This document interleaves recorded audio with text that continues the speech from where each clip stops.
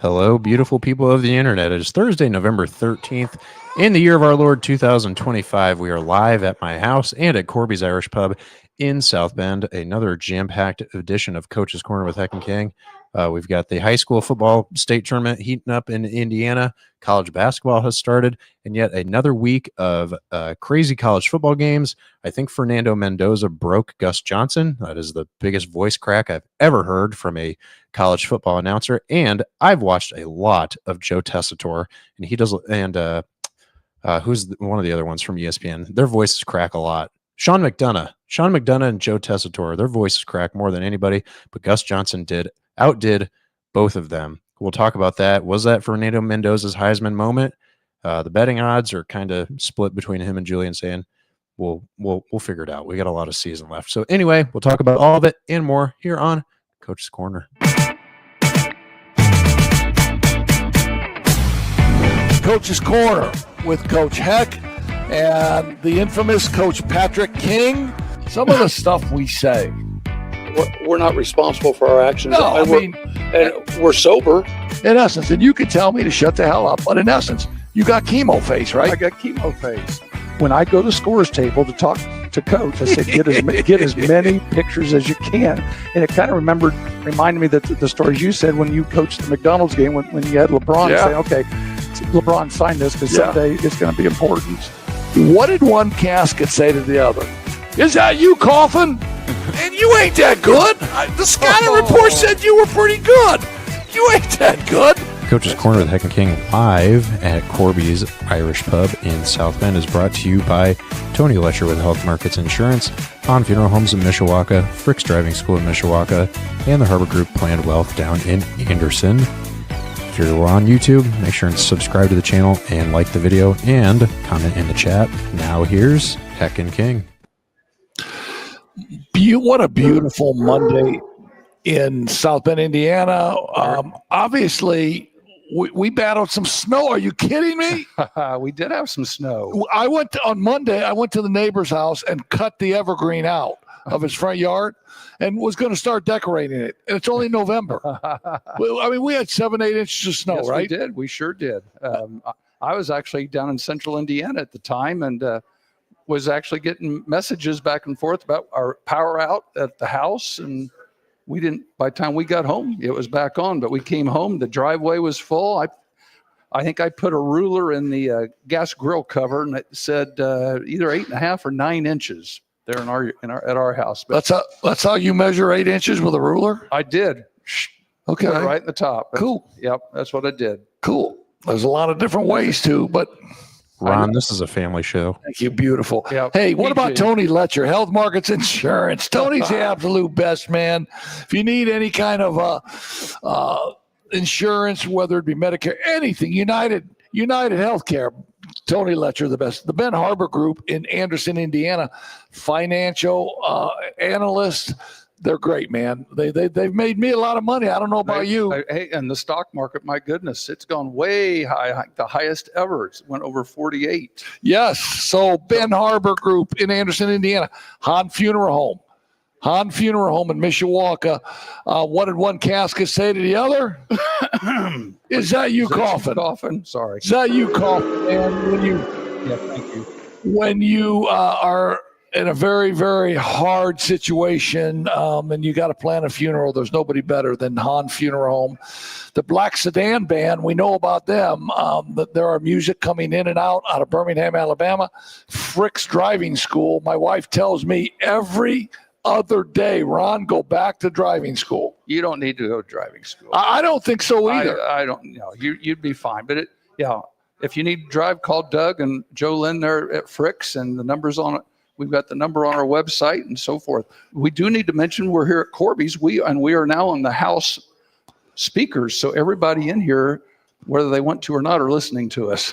Yeah, and if they don't want to listen to us, then forget you. They're going to have to go. If you want to listen to us, you can hear some sports. We got our guy Gary at the bar who's running he's actually running the show. Instead of calling this place Corby's, it ought to be called Gary's.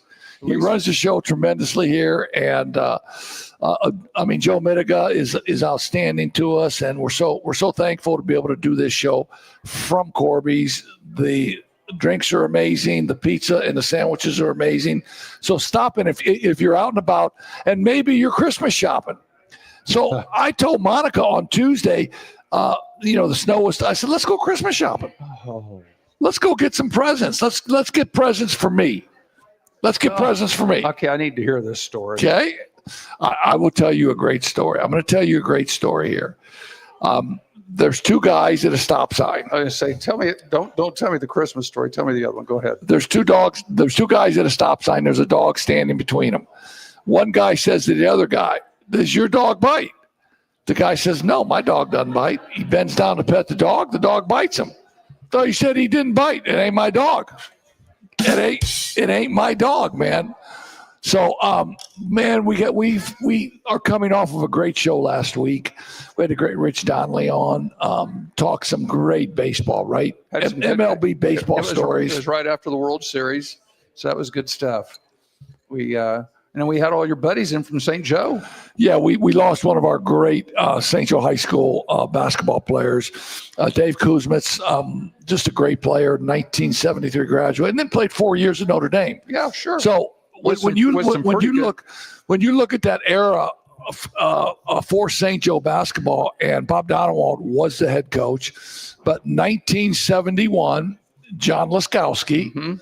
Led the Indians and then went over to Indiana University, was on the cover of Sports Illustrated, called the Super Sub. Yep, he played for Bobby Knight, Coach Donewald later, then went to coach at IU. 1972, Tom Abernathy graduated. Tom Abernathy played at IU and was on the national championship team. Spent 6 years in the NBA. So that's not a bad 1-2 run. Pretty good people. And then 1973, Dave Kuzmits leads us in scoring and then accepts a 4-year scholarship to University of Notre Dame. And that's a pretty good run right there with three guys. Exactly. I mean, talk about a run at Anderson where you had maybe three big-time Division I players go through consecutively. Well, back in the day when we were there, wasn't necessarily at Anderson, but amongst all three schools, kind of like what you would have had here, you could have added people from other schools here. Think about, Jimmy Webb and everybody else that was through here that went to Division I. 72, Madison Heights had a guy named Bobby Wilkerson, who ended up being a teammate with all those guys at IU. 73, right down the road from us, Newcastle, Kent Benson. Yeah, but you're missing the point. 74, two of the guys I played with were on the Indiana All-Star team. Okay, so I did this from one school. So 1974, you had Roy Taylor and Tony Marshall yes. at Anderson. That's it. Did you have anything after them? Was Andre Morgan after them or anything like that? Then you had Andre Morgan. You had Sean Teague. And John Teague. Sean Teague. And they both went to Boston College, right? Henry Johnson. Andre Morgan from the late 70s. Yes. Pat Skaggs. Yeah, he can't bust a grape. He's not a division. Pat Skaggs ain't a Division I player. I think, his brother went to Wabash, but those guys were all Division I players in the 70s. They were all Anderson Indians. Yeah, and that's. I guess that was the point I was making. I understand. 3 in a row from one school. I understand. And I mean, you probably could make that argument in Madison Heights with Bobby Wilkerson. I mean, was it Wilkerson, Tolbert, and Stu Robinson? Winston Morgan. And so they were within about a 10-year period. Yeah, so that's a really good foursome right there. Yep, I agree. As Bobby Wilkerson, Ray Tolbert, IU, Winston Morgan, IU, Stu Robinson, IU. Yep, they all went to IU. So Bobby Knight just put the car. He knew where he had Phil Buck's phone number in Anderson. Yeah, they're at Madison Heights. Yeah, no, sure did. that obviously was a great time period and a great run in Anderson. Right, and the same thing was, all I remember was when we were down there, we always knew that the South Bend sectional was such a grinder that the team that came out of South Bend was always had a chance to come down to the state finals. Yes, they did. 100%. It was interesting that the problem was there were so many good teams out of the region at the same time. Yes. East Chicago. I remember 1969. My brother played for St. Joe. They won the sectional, they won the regional, and they played Gary Tollison. Say schools that don't even exist anymore. Yeah, like out of Tolliston, out of Gary, Frable. and there was a player named Henry Goodis that played for Gary Tollison, scored 49 against him. Oh boy! And then you get into those great teams with Trigovich, Chicago's team in Junior 71. Bridgman. I know. Yeah, just great high school basketball. And when we talk about high school basketball, are you kidding me? Mondays was a starting date for high school basketball. This is week number 1. So tomorrow night and Saturday, the teams will be having their inter-squad scrimmages. Meet the players, and then the following week they'll have their actual scrimmages with a different school, and then on Thanksgiving week number 1. Yeah, no, it's the fall sport. I mean, where did the fall go, right? Where did the fall go? And now we're into the winter sports already. And I don't know how you did this, but when I was coaching for a head coach for 30 plus years, I never wasted a day of practice on tryouts. I would always have on Monday, the first Monday you could practice, I always had my varsity guys who I deemed were going to be my varsity guys. We would have a varsity practice. And that would go till, 5:30. And then at 6 o'clock, I'd bring the sophomores, juniors, and seniors that wanted to try out. Mm-hmm. There were 50, 60 kids at Anderson. And, and we'd watch them. We'd put them through some drills. We'd watch them. Maybe we would take a guy or two. Mm-hmm. But I already knew who my team was. Now, had somebody ever pressed the issue that, Ron, you've picked your team already. The issue was never pressed. How did you do it? I totally agree. And today even more, the word tryouts is long gone. It's a word that your administration uses that are not kept up on the news. They have tryouts because that's just what they've always done. So then somebody tells you that you have to have 2 days of tryouts or 3 days of tryouts. So you say, okay. So you do exactly what you did. You have practice, and then after your practice, you have tryouts. Yeah, you say, thank you very much. We'll post the teams on the board on Wednesday. Yeah, the next morning. Yeah, and so I never wanted to waste a day of practice. Oh, I totally agree. No, I was because watching. You only have now.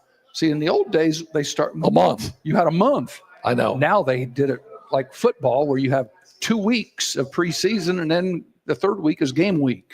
Yeah, you're 100% right. And so I was watching. I was walking through the school and getting ready to come. Kenny, come join us. We have the great Kenny Peterson, the Italian stallion. No. So my wife, God, I digress on everything, and I apologize for that. But my wife the other day goes, "Who were you calling the Italian the other day at the show?" And I said, "The Italian stallion?" She goes, "Yeah." I said, "That's Kenny Peterson." But and where that came from, I don't know. There's no telling. I got no idea. I just think it was floating around somewhere where some out-of-towners were in and out of the Corbies. He's a West Sider, so if he's not Polish, he must be Italian. The Italian stallion. I don't know. But I'm walking out Mishawaka High School the other day, and there's 100 kids down in that other gym there. The floor is awful. There's 100 kids. And I go, "What's going on here?" They go, "Tryouts, coach." I said, "What do you mean tryouts?" "Yeah, we got tryouts tonight." Okay. So that was really strange for me to see that, because it's 2 days of a waste. Right. And but anyway, they're playing, man. They're back. They're playing. And it seems to me in high school basketball, they play all the time anyway, right? Yeah, the month of June is unlimited. So unbelievable. That's something that when we were, again, we're digressing 50 years ago, but we didn't have all those summer games. You were in the gym, and then you went to the park and played, but you didn't have referees. You just called your own fouls. But now the month of June, you have all these tournaments that are organized. You go here, you go there, and play your games. Yeah, it's really crazy, to be honest with you. So that's when you have tryouts. I mean, I don't think if anybody thinks anything different, they're fooling themselves, because they're having tryouts, in June. So when you leave at 4th of July, you know who your team is at 4th of July. The only thing you may have is that, let's say you have somebody that moves in, and if they move in, then you see who they are and you give them a look. But you do that in September and October. 100%. So anyway, baseball prop bets. Are you kidding me? Baseball is taking right now. Baseball is taking a big hit.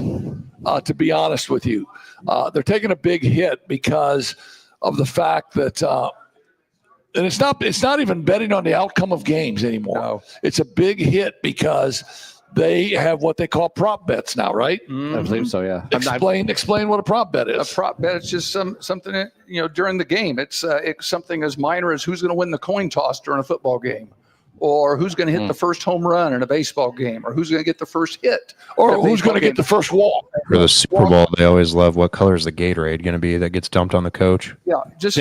Sometimes it has nothing to do with the game, but during baseball it might be can Scherzer will he get to a full count on somebody before he strikes him out, or whatever it might be. It's in-game betting. It's like they're betting on the next play. It'd be like in golf, they're betting whether the guy can hit his tee shot in the fairway or not, or his approach shot on the green. Yeah. Right. So it puts a lot of. It's all about can this person be swung to not throw a strike? Mm-hmm. Right. And yes, it can. Sure, it can. And it's all tracked because the betting is all tracked. And people in the FBI, well, what's come up now is a couple of pitchers were found to have thrown a couple balls in the dirt, and everybody bet that they would. And so people won, a total of $400,000. Some of their buddies, bet on them and won. Yeah, and so then the pitcher who did that might have made $10,000 for spiking a ball with a $5 million contract. Yeah, and as if he everybody needs $10,000. And everybody's he needs exactly. But here's how it was explained to me a little bit. Explain why they're doing that. They're posses that are hanging on. They need a way to pay the hanger-oners. So hey, here's $10,000 for you. Not coming out of my pocket, but I just bet on it tonight. Yep. Right. Hey, when I get it, if I get a 3-0 pitch to Ohtani, it's going ball 4. No, 100%. Yeah. 100%. Yeah, it's going ball 4. I'm not going to throw him a strike. And it's too easy. It's too easy to track. It's too easy to track in Vegas or the FBI or betting sites. And so what they've done now is they have tracked it. And there's a couple of pitchers. They may never throw another pitch. Right. And in the MLB, they may never throw another pitch. And they have, like you said, they have safeguards. So if suddenly there's a $10,000 bet on a particular pitch, and that's just skews off the radar, all of a sudden that sends up red flags, like you said. Yeah. And then if it comes true, and especially if the guy who throws a 56-foot pitch and it bounces up there, then you're going, okay, this is too obvious. It's the stupidest thing I've ever seen. And Scott Boras, because they have the general manager meetings now, and imagine the GM meetings being in Vegas, right? Yeah, what a shock. Yeah, they got those in Vegas now. And Scott Boras, he loves to play with people. He loves to play with people's minds. He's the super agent that has all of the best clients and will get him the biggest money. And so when the press gathers around and wants to talk to Scott Boras, he's got all these little subtle lines that he uses. He was really straight on when he said baseball prop betting needs to stop right now. Yeah, right. That'd be a good idea. I mean, and if you remember now, Pete Rose got in trouble for betting on games. Who's going to win? Who's going to lose? Right. It had nothing to do with balls, strikes, who's going to hit the first home run, what color was the Gatorade, anything like that. Yeah, but at the end of the day, it's still betting, Yeah, and it was I still agree. wrong. I and agree. if you've ever been into a major league clubhouse, have you ever been into a major league No, clubhouse? never Have have. you ever been I into a have been, major league I clubhouse? have been in the Four Winds Field clubhouse, and there's a big okay, sign stop. there. Yeah, Major league. Major League. I No. don't think I've ever Okay, been. yes or no? No, Okay, but you're right, because minor league baseball too. same thing. And in every clubhouse, there's a humongous sign that says what? It's about no betting, There's no betting on Yeah. games. There's no betting on anything. and it's. I mean, the letters are extremely big, and it says there if you so How much, big? they're big, Okay, Big. cool. But and it says there if you bet on baseball, you are done. yeah, but so betting on the games, one thing. Now betting on a 3-0 count, Yeah, I agree. it's. I mean, from a pitcher standpoint, he's saying it's a no-brainer. Who can tell me that I threw this ball on purpose? Mm-hmm. They don't know that it slipped out of my hands. Well, but they do. But they do know. Unless you bounce it up there. Yeah, but they do know, because everybody's tracking and everybody's making money on that one pitch. Sure they are. Right. So they do know. Right. It's crazy. It's crazy, and I hope they get it. I hope they get it, because Emmanuel Clase, who's the closer for the Guardians, is a great freaking pitcher. You're right in the middle He's of it. making so. Hey, he's like the best closer in the league. Yes, he's making so much money. Yeah. And you know what they're going to say to him? Gonde. Yeah. Yep. Here today, gone tomorrow. Muncie, Gonde, because hear you. we don't need you, and you broke your contract, your services contract. You ain't getting the flow either, Right. right? Right. You ain't getting the flow. So you may take a job like Kenny's and be a courier, Yeah. but you ain't making millions, Not yet. right? Not yet, right? Not yet. Not yet. Not yet. Not yet, says the great Kenny Peterson. I So I just kind of, I kind of wanted just to touch base with that just a minute. Q's got a comment. What do you got, Q-Star? When do the words Banned banned for life from the commissioner? Yeah. I mean, they were banned for life for P. Rose, right? The Black Sox. They were banned for life from the NBA official, Rich something. He got banned for life. He was betting on NBA games about 5 or 6 years ago. Banned for life. Banned for life, Pete Rose. Well, and that, But that's changed a little. and that you've got a whole nother issue with the WNBA going on right now too. But that's a whole nother topic. What are they betting? With the officials, and Are they betting? that's yet to be decided. Are they betting by if the first bucket is scored by a blonde? I think they were betting on players. Yeah, The first On bucket games. is scored by a blonde. there you And go. if the blonde passes it to a brunette and she scores the first bucket, there's a prop bet. There you go. Just Hey, crazy. speaking of that, let's talk about last night. We had a college basketball game here in town. Notre Dame's women are off to a good start, and do they have the best women's player in the country going right now? Yeah, Hannah Hannah Hidalgo is Hidalgo. really good, right? She had a game for the record books last night. That's for sure. She had 44 points. She had 16 steals by herself. Well, yeah, but who did they play? They played Akron, a Mid-American team. The Zips. And what was the score? It was 85-58. So it wasn't a blowout. I mean, it was inside. It was 25 points. Yeah, and what you're going to see at the beginning of the year, you're going to see a lot of those games. It's the same thing in football. And the buy-ins aren't as big in basketball as they would be in football, but you're going to see those buy-in games and teams just trying to get their feet under them a little bit. Right. Now, there's a couple other South Bend girls playing on that Notre Dame women's team. There's Kelly Radigan, whose father is Dr. Brian Radigan, Right. was a great Notre Dame football player, and it is now Cut me open twice. Yep. yeah, 100%, and That's is right. now a great doctor, right, Kenny? Yeah. Has he done a lobotomy on you by any chance? No, I was thinking that he did. No, No.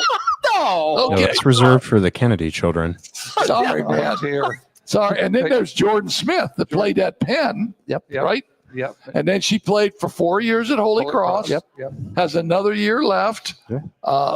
Coach Ivy saw her play, liked her, and put her on the roster. Put her on the roster. I told Tom Robbins the other day, I said, Holy Cross is now the new feeder system for Notre Dame women's basketball. Isn't that interesting? Yeah. Why not? No, well, it's really interesting, and I'll tell you why. Because it's true. It could be. No, it's true. The NAIA schools, the MAC schools, their feeder systems. And I'll give you another example. Nick Mullen, who plays for IUSB, 6'11", just out of Chesterton, I want to say. Yep. Just has had a nice career at IUSB. Not great, but a nice career. Got recruited by Central Michigan, a MAC school, got some cash from Central Michigan, and is playing his last year instead of at IUSB for Scott Cooper, who obviously recruited Nick Mullen, obviously planned that Nick Mullen was going to be a 4-year player. Right. Now, all of a sudden, Nick Mullen makes a little cash, takes off to Central Michigan. So IUSB was a feeder school for Central Michigan. NCAA Division I's, right? Yeah. Well, and hidden on the back page of last night's story, everybody's talking about Hidalgo's 44 points. Akron had a local girl, Monique Mitchell, from South Bend, Washington. Yes. Is a freshman at Akron. And She had a stat line, didn't she? And had a stat line. She starts. She was one of the girls on the really good South Bend, Washington teams here from the last 3 or 4 years. She was a starter. She's averaging just over 12 a game in their first 3 games. Had 21 in her first game against South Alabama. They had 9 against Robert Morrison and had 7 points last night in the Notre Dame game. So she's obviously off to a good start, and hope things go well for her. Yeah, and as we mentioned, South Bend, Washington, both on the boys' side and on the girls' side, it's a different South Bend, Washington, isn't it? Oh, yes. The name Reynolds has left town. Yeah, and it's affected both the boys' team, as Stephen Reynolds would have been a senior on this year's Washington team, and was a heralded freshman and a recruitable freshman. His sisters were amazing basketball players, got Division I scholarships, and put South Bend, Washington after the Maryland Cottons teams and those good teams, Right. Skylar Diggins. Right. Mo Then- Scott had teams with him. Yeah, and then Steve Reynolds comes in with his daughters, and South Bend, Washington, for the last 3 or 4 years have been really on the map. Yep. They have state finals a couple times, and they've left town. And now Mo Scott has moved over from Adams High School. He's now at Washington as the boys coach, and his son Junior is the girls coach at Adams. So we've had some movement here and locally with the high schools. But last night's Notre Dame game was a big deal. Purdue's on tonight. They play at Alabama, I believe. Is that right, Scott? Yes. And that game should be starting pretty soon. So when you get tired of listening to us, you can watch. Well, no. watch What's the Notre point Dame. spread? I don't What's have the any point idea. spread, Kenny? I don't know. I don't I care. think it's Bama, -3. Hold on, I want to call in a bet. Call Okay. one in. Stop. Good. So South Bend, Washington can't bust a grape now anymore, can they? They're 1-1 right now. They beat Goshen the other night. Really? Girls, yes. Well, I know Mishawaka has not been very successful in the last few years in girls basketball. They have a really good, hardworking coach now, Justin Overholzer, who was on our staff at Mishawaka when we were there. He's the ladies coach now, and they've struggled, I know, the last couple of years. I mean, they work hard, and I think they're getting better, and they beat Washington in their scrimmage. And they were just telling me that Washington, in the immortal words of 1946, Mr. Basketball, couldn't bust a peach. Uh-huh. Couldn't bust a grape. Yeah, it's definitely rebuilding on the west side. It really is. Well, they only had 9 players in the entire program last year, and I think 4 of those were seniors. Yeah, Division I players, probably. Exactly. Real quick, I was going to mention to you guys, what are you guys' thoughts on Duke playing at Army the other night? How cool was that? The honored it was coach fun to watch. Yeah, the honored coach came, but how cool was it that a big time program like Duke goes to West Point and plays a road game? Yeah. Yeah, but at the end of the day, though, West Point Army is a Division I program, Right. so it's not like Army was a NAIA or Division III. They're a Division I program, and I think it's tremendous that Duke would do that. Yeah. I think 100%, right? I totally agree. Because I could remember when Jim Boeheim would bring in like Cornell or some of these other schools that were in the New York area New York State, but he would insist that they would come to the Carrier Dome instead of making that once in a blue moon trip to Ithaca or wherever. We've been there, haven't we? Yeah. With our teams. Think how many times you played teams when you were at Anderson, but the game was always at Anderson. Yeah, no. Games were at Anderson because we could buy games in. Sure. And we bought, and I'll tell you how I bought teams in was I would give them $1,000 in cash, or I don't know, maybe $1,000 in nickels, $1,000 in poker chips from it couldn't be pennies the anymore. Anderson Today's Casino. Today's the last day they printed pennies. Okay, so it's not pennies. I'd give them $1,000, and then I would give them 200 tickets. Because my goal in bringing somebody in was that they would bring a fan base. Yeah. So if they sold the 200 tickets at $5-6 a piece, that's another $1,000 to $1,200. So in order for them to come in and play at the Wigwam on a 1-year deal, they were going to make $2,000. Well, and speaking of that, Scott, let me put you on the spot a little bit here and let you help us out with some information. We're talking about teams like, well, when my Adams teams would come to Anderson, you would do that for us. You would get, we would get some money. You get $1,000. Plus you gave us some tickets and said, if you sell them, it's yours and stuff like that. Scott had a situation today where he was flying today and had one of the college teams on his plane, and they were heading for Mississippi. Okay. Ole Miss. It was like Cal Bakersfield. Is that right, Scott? Indeed. They were flying from, you guessed it, Bakersfield. to California. And they flew to. So we've all been through airports, and we've seen soccer teams, swim teams, whatever it is, in their sweats and stuff. Whether it's in Charlotte or, like Scott said, Phoenix, DFW, making connections. But just to show you, that level of school, it's a Division I team. They're still flying commercial. Right. They're not flying charters like some of the schools are. The smaller programs are still flying. Okay, I agree 100% with you, but I gotta ask you a question. Are they getting money from Mississippi to help with this? 100%. Sure, 100%. Yeah, is Call Mississippi them buy games. it's a money game for 100%. Bakersfield. Yeah, and so It's not BYE, like you're kicking them out of your gym. It's BUY, like come play us so we can kick your butt. We'll pay you for it. Yeah. No, and that's been happening ever since.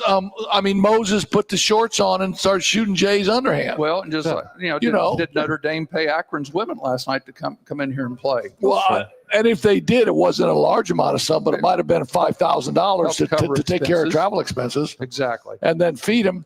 And 25 years ago, we were doing the same thing to bring Adams in. And the reason we would pay you is because a normal high school contract is a home game and an away game. If we're going to play New Prairie, New Prairie's coming to the Wigwam, and then we're going to New Prairie. If I tell New Prairie, I want you to come to the Wigwam, but I ain't going back to New Prairie, the New Prairie's going to say, well, I'm not doing that. Right. But when I say New Prairie, here's 1,000 casino chips and 200 tickets. Right. You sell these tickets, you bring all to New Prairie, then you have the mayor drive the bus. That's right. And here's money. It's and been then happening. It's a different tune, right? Yeah. And it, like you said, it's been happening forever. I remember growing up, South Bend Central back in the 60s would come to the Wigwam every year. Anderson never went to South Bend Central. Okay, let me ask you a question. And this is a very relative question. If I wouldn't have gave you the money, would you have come down for that game and knowing that you weren't going to get a return game? Probably. I would have come down just because you're from Anderson. I went there. Now, if and like previous or after that, we went to Marion and played. Marion, Joe. A 1-year deal? It was a 1-year deal. We opened the season. Did they give you cash? They gave us some travel money to get down and back for that. We went to Carmel 1 year when McRoberts was playing. That's a great decision on your part. Yeah, you got beat by 100 by McRoberts. But they did give us some travel expense. Hey, Pat, here's 7 pizzas. Yeah. Thanks for coming down, man. The dumb one was when we went down to Indianapolis, Arlington, back probably in 01 or 02. And my guys still remind me of that. Said, Coach, why did we go down there? They had a guy named Delco Rowley that was like 6'10", was going to Michigan State. Oh, and a guy named Nix that used to coach up here. And Larry Nix. Larry Nix was the coach at Arlington.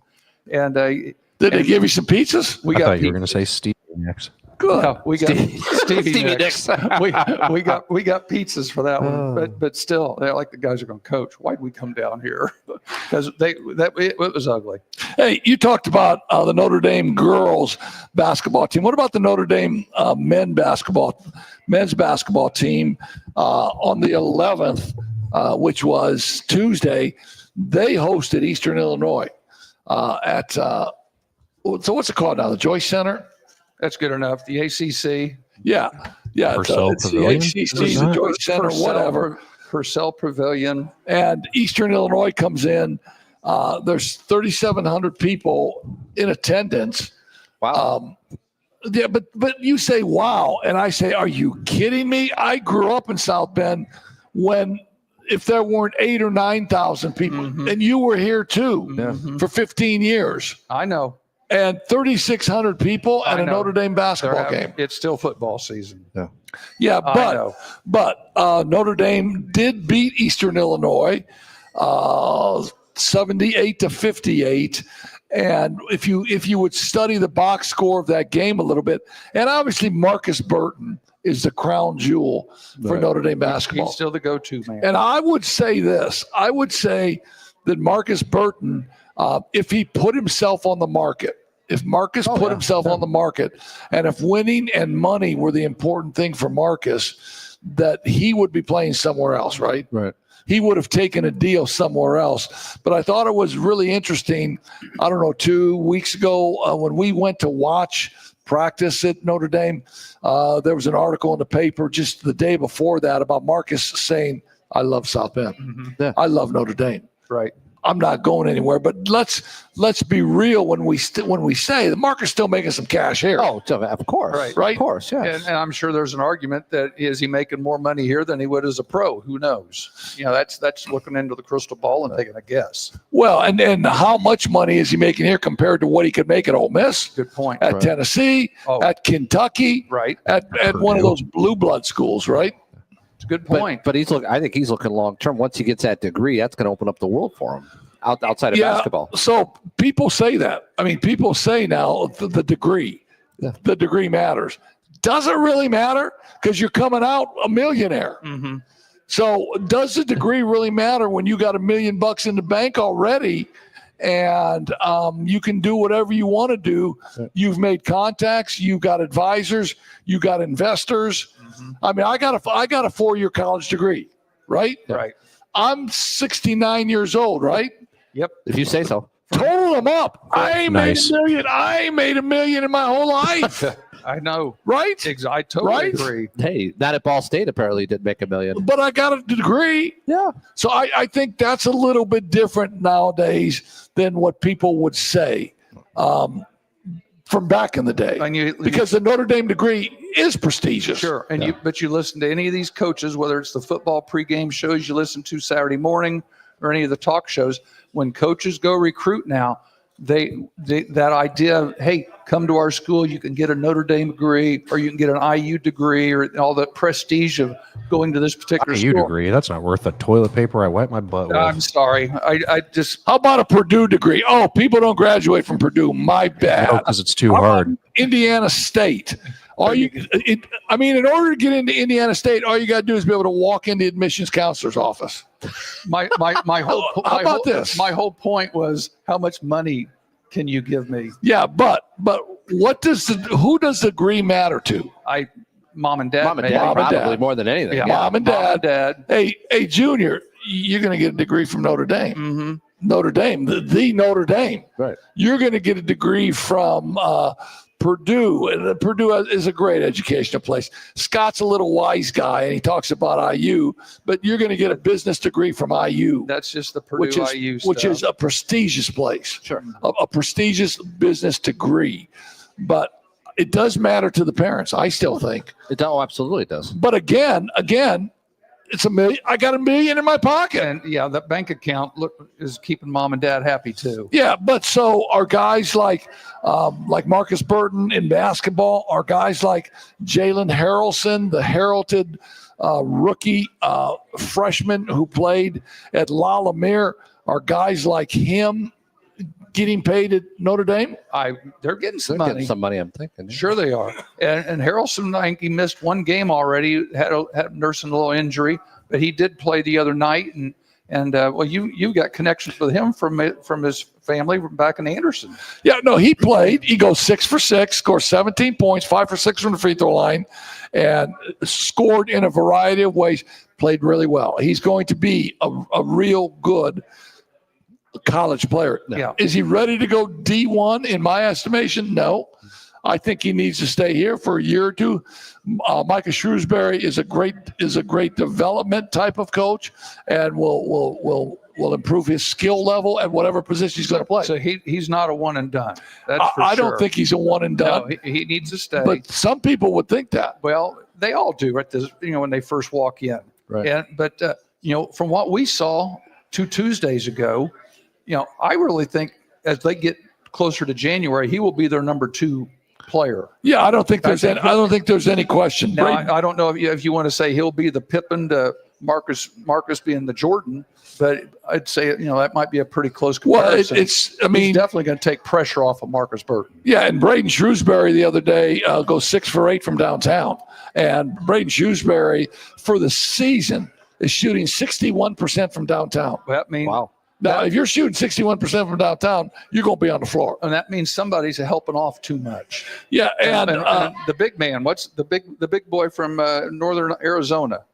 They brought Carson him in. Tout. Yeah, he's like 28 years old, but it doesn't matter. It doesn't matter. He's got a great tan. He's got a year left. He's got a great tan. They brought him in for toughness. He's the 3rd leading rebounder in the country right now at 13.3 rebounds a game. And if you look at him, he looks like a tight end. Yeah, so there's a method to the madness of how you're bringing players in, and will they be successful and help Notre Dame be successful in Micah Shrewsbury's tenure as the head coach of Notre Dame? I say absolutely yes. I think so. Now they signed 3 players. They signed 3 players yesterday. Mm-hmm. Okay. And one of them is a guy named Jonathan Sanderson, 6'3" point guard from Ann Arbor, Michigan. An ESPN four-star rated player, 55th overall, plays at Lalamere. Okay. Plays at Lalamere. Played last year in Nashville, Tennessee at Ensworth School, averaging 24 points a game as a junior. The Tennessee Gatorade Player of the Year as a junior. But he's from Ann Arbor. But he was going to prep school in Tennessee. And now he's going to prep school at Lalamere. Here's the kicker. Just goes to show nobody wants to stay in Ann Arbor. No, it goes to show. It just goes to show this. It just goes to show this. His dad is the strength and conditioning coach for Notre Dame basketball. It's his first year. Mm-hmm. So we're going to hire John Sanderson to be our strength and conditioning coach. Oh, by the way, his his son. let's sign your son, who's a great rated 55th in the country. Mm-hmm. I say great move. Now, another signee is a 7-footer. Notre Dame with a 7-footer. A kid named It's not one of the Ross twins. no, they were twins. Yeah. But a kid named Gan Erdine Salongo. Gan Salongo, 7-footer from Zumad, Mongolia. I was getting ready to say he's not from the 50 states. He's a 3-star player. Okay. 247 Sports has him 165th in the nation. Okay. He also attended Ensworth School in Nashville, Tennessee. He's also attending Lalamere, and he lives with who? Sandersons. The Sandersons. Interesting. The Sandersons. And John Sanderson, our strength and conditioning coach at Notre Dame, is his legal guardian. Wow. So you can surmise what you want to surmise. I don't really care. I think it's amazing. That sounds a little bit like the situation Kokomo had with the big kid that went to Kansas. Well, I don't know if his dad was It came strength in coach at Kokomo. foreign Flory? exchange student. Yeah. Flory. Was Flory Badungo's dad a strength coach? I don't think so. Okay. But just the idea he was brought in as a foreign exchange. Yeah. Just happened to come to Kokomo for 2 Yeah, years. and I think, and I know, and I've heard tremendous things about John Sanderson as a strength and conditioning coach, and I think it's a tremendous deal. I think that's just good recruiting. That's great recruiting, and that's great hiring for your staff. Their third recruit is a guy we know, Yeah. Nick Shrewsbury. Is the younger brother. Yeah, he's a 6'5" wing, very athletic, averaged 14 points and 4 rebounds for a state champion. State champions last year. Yes. Yeah, and just really athletic, and said, I always wanted to go to Notre Dame, man. His dad, Micah, came out and said, there ain't nobody that has shot more 3-pointers on the Rolfs practice court than Nick Shrewsbury. Mm-hmm. So you know what I say? Good. Bring him in. Yeah, Good. I just hope Nick's mom likes the new coach is all I got to say. Well, there will be, there might be. I mean, my dad coached me my grade school career at St. John the Baptist, and I remember coming in the house. I remember my mom goes, "Why ain't you playing Ronnie?" And my dad didn't even know Johnny Wilson. He said, "Because Ronnie can't bust a grape." And my mom said, "Well, teach him how to bust a grape." That's funny. Hey, But so when you look at Notre Dame's recruiting class, it's the 33rd best recruiting class in the country. Out of hey, give them some respect. On 247, they're 30th. I know, and There you- it's the there you eighth. It's the eighth best recruiting roster in the ACC. There you go. Hey, Hey, you know who has the number 2 recruiting class tell us. In the ACC, in the country? maybe State. Purdue.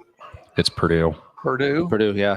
because they got Luke Ertl and then Jacob Weber, who also goes to Lalamere. You're talking about Lalamere. Mm-hmm. And a kid that just signed out of China, and then another kid that goes to Lalamere. Lalamere's loaded right I think now. Painter has somebody on and as staff close- that just as close as travels it around the is- world looking for 7-footers. No. It's a half- Shohei it's a half Ohtani's brother. It's a half Is hour it- from here. Is it Shohei Ohtani's brother? I don't know. Little racist, not knowing the difference Or is between it- Japan and China. Is it Yao Ming? Stop. Is it Yao Ming's son? I don't. I'm just asking because That's I was on the recruiting trail for 4 years, and I was out there just trying to beat the path for kids, right? Right. And one of the ways I would beat the path is, and I'll share this story with you. There was a great player in South Bend at the time, and you know him. As a matter of fact, you probably coached against him, Jamal Sylvester. Mm-hmm. Yes. I mean, were you at Adams when Jamal Sylvester was playing at No. Riley? No, not yet. Okay, so I'm at Ball State. I know Coach Berger. I know Bob Berger. But we get wind at Ball State that Kansas State is recruiting Jamal Sylvester. Okay. We didn't recruit him. No.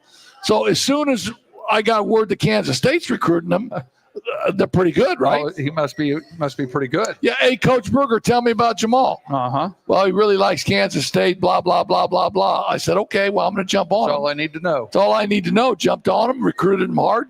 Jamal Sylvester had a great career at Ball At Ball State. State. And we called his nickname at Ball State was Silky D. Mm-hmm. He was silky because I never saw a kid run the floor and cover so much ground in so little steps. His legs were long, and it's like he glided down Just the court. had that pace. I mean, did you play with any players like that? Was Roy Taylor like that? Roy Taylor was smooth. Yeah, and it was amazing how he could get from spot A to spot B with very little effort. 100%. Problem was I had to guard him every day in practice. It just made me mad. Well, no, so you guarding Roy Taylor sets you up for holding Larry Bird to 19 Oh, points. exactly.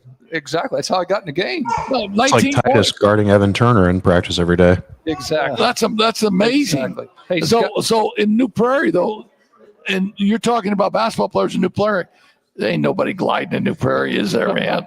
Not in the last 40 years. No, I'm just saying, there ain't nobody gliding in New Prairie. that's Come funny. on. Hey, Scott, before you take us to a break, one more thing. There was a thing that came across the wire today. It was a picture of the Freeman family, Notre Dame coach. And if you didn't look at the headline or read the article, it really got your attention because Coach Freeman had a Cornell jacket on. Mhm. is standing next to him was his son, Vinny. His national signing day was yesterday? And Vinny's going to Cornell to wrestle. So the whole family was lined up there for the family picture, and they all had Cornell jackets on. Yeah, it's really cool. And underneath it said wrestling. It didn't say football. It said wrestling. And But he will. you had to look. It definitely got your attention. A lot of the Notre Dame people, whoa, what is this? Where's he going? We heard he might be going to the Giants, or we heard he might be going to LSU or Florida, but Cornell?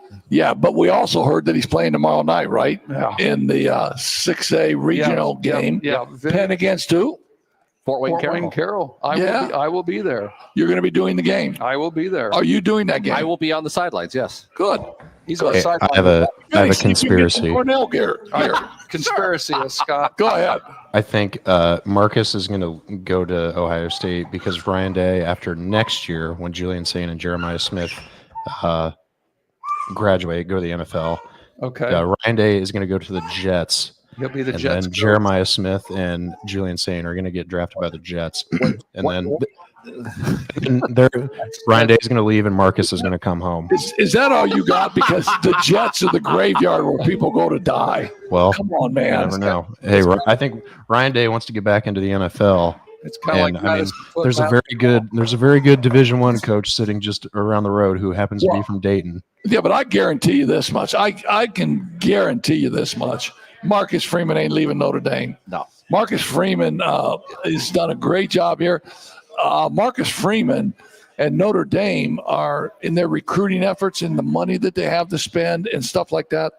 They're starting to become on par with some of the other people. I hate to break it to you, Marcus would absolutely leave Notre Dame to go to Ohio State. Hold on, I'm gonna get him on the phone. Get him on the phone. Hey Scott, take us to break. I'm gonna call Marcus. I'll tell you what he says. Looking to get your driver's license? Frick's Driving School in Mishawaka makes it easy with the Indiana State Driving Exam in-house for just $65. No formal driver's education is required. If you're 16 years and 270 days old, which is like 9 months, and have held an Indiana learner's permit for at least 180 days, which is like 6 months, you're eligible. Frick's provides the vehicle. All you need to do is bring a ride to and from the office. The exam only takes about 20 minutes, and you can walk out with your official Indiana driver's license. To schedule, call 574-256-0650 or visit fricksdrivered.com. Finding private health insurance can be stressful. What if it didn't have to be? I'm Tony Letcher, licensed insurance agent. I prefer to personally meet with my clients so I can get a better understanding of your needs and budget. I can even review your current coverage. I don't want you to be my client today. I want you to be my client forever. Call Tony Letcher today to schedule your free consultation or visit tletcher.com. Han Funeral Homes, located at 505 West 8th Street in Mishawaka, continues a proud tradition built on one promise of family serving families. With deep roots in the community, Han Funeral Homes offers traditional burial, cremation services, and now pet cremation options, providing compassionate care for every member of the family.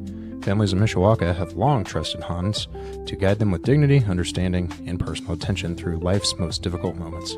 For more information, visit them online at hanfuneralhomes.com or call 574-255-1474. Han Funeral Homes, a family serving families. Thinking about retirement, Harbor Group Planned Wealth helps you answer the big questions like when to draw Social Security, how to manage investment risk, and what health insurance might cost. Wondering if you can earn part-time income after 62 without losing benefits, or if retiring could actually feel like getting a raise. They've got answers and a plan to guide you. Call the Harbor Group at 765-393-1074 or visit harborgroup.com. That's harborgroup.com.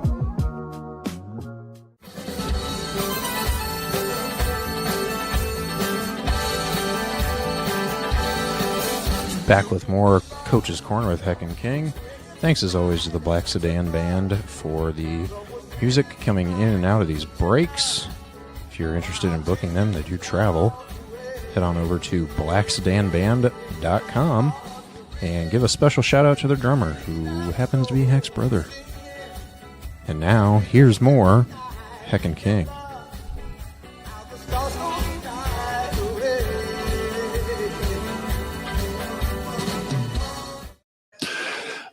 Yeah, that's beautiful, man. It's beautiful. It's good.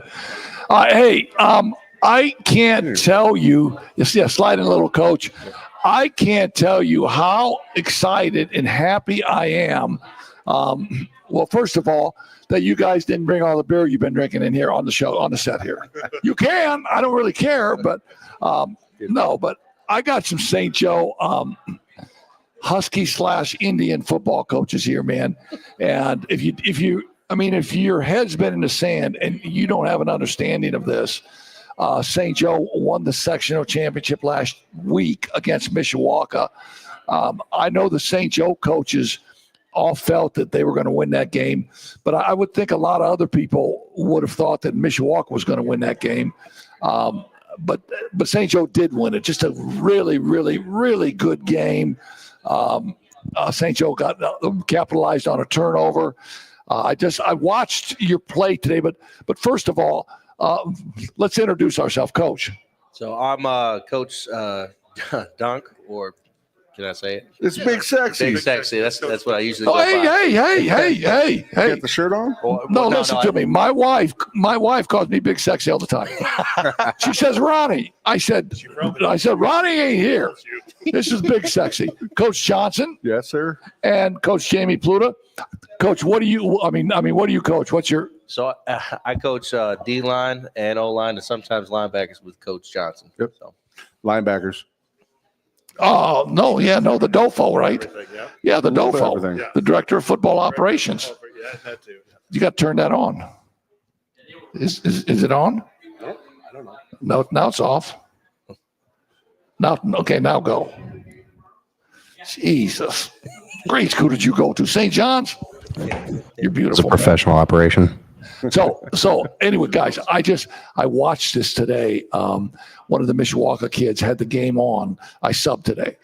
And the toss play, the jet sweep, whatever you want to call it, you guys had been running it outside all day. And I don't know who was responsible for this and who gave Ben the tip as the offensive coordinator. But, Dallas Downey gets the toss. The two linebackers for Mishawaka scrape so far outside. Downey breaks it up the middle, goes untouched. Now, that's a set play. That's just not a read by Dallas, right? That's correct. Yeah. No, and I thought, what a tremendous call that was.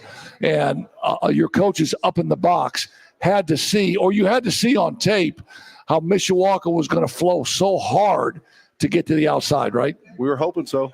No, well, it did. It was perfect. It was perfect.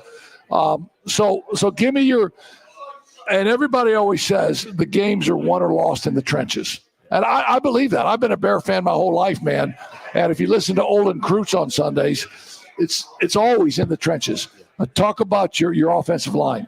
That game, they just really dominated. It felt like every play, it was 8 yards of carry, and they wanted it up front. They were just beating them up physically. Like you were saying, there was one up in the trenches, and we came just more physical than the other team. I really believe that we just came to play, and it really showed. So, and then and so when the lines are good, your linebackers aren't touched, right? That's correct. The blockers are not getting to the second levels, and your linebackers, which are Mason Kazmarek, Jackson Troster, Yep. Your inside backers are really good anyway, right? I think so. I think they're should be getting some recognition because they are phenomenal. Not just great athletes, but they're phenomenal kids, and the leadership we get out of those two is by far probably second to none on the team. Yeah, and then your guys up front when the Big Wills kid takes up space, it takes up maybe a gap and a half, and you put Lassane in, the freshman. Well, and the kid that didn't get a whole lot of talking about was Marsh. Kid that hadn't played a whole lot this year, off and on, been kind of a role player. What number? 67. 67. He had probably the best game out of everybody. 6'7". Guy this year. 67.